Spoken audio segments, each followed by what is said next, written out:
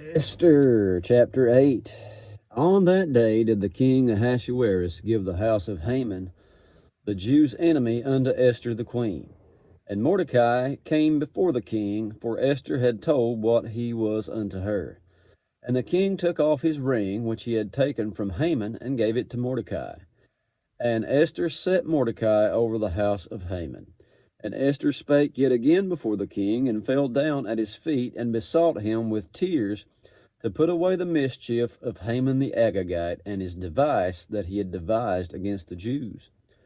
Then the king held out the golden scepter toward Esther. So Esther arose and stood before the king, and said, If it please the king, and if I have found favor in his sight, and this thing seem right before the king, and I be pleasing in his eyes, let it be written to reverse the letters devised by Haman the son of Hammedatha the Agagite, which he wrote to destroy the Jews which are in all the king's provinces.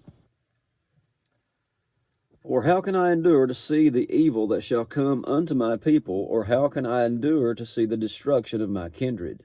Then the king Ahasuerus said unto Esther the queen, and to Mordecai the Jew, Behold, I have given Esther the house of Haman, and him they have hanged upon the gallows, because he laid his hand upon the Jews.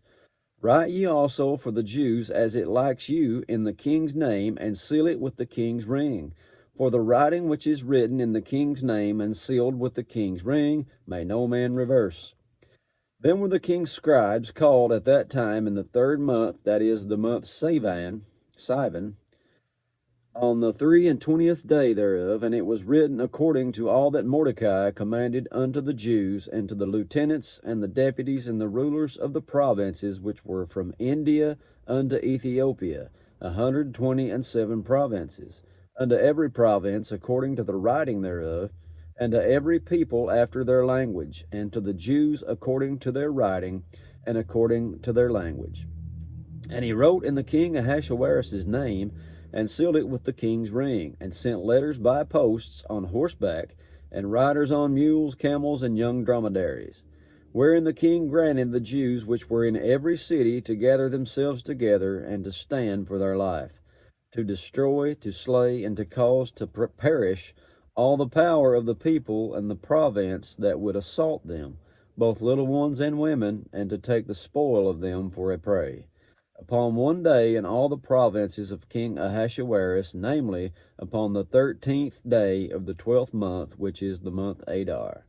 A copy of the writing for a commandment to be given in every province was published unto all people, and that the Jews should be ready against that day to avenge themselves on their enemies. So the posts that rode upon mules, camels went out, being hastened and pressed on by the king's commandment, and the decree was given at Shushan the palace. And Mordecai went out from the presence of the king in royal apparel of blue and white, and with a great crown of gold, and with a garment of fine linen and purple. And the city of Shushan rejoiced and was glad. The Jews had light and gladness and joy and honor, and in every province and in every city, whithersoever the king's commandment and his decree came, the Jews had joy and gladness, a feast and a good day. And many of the people of the land became Jews, for the fear of the Jews fell upon them.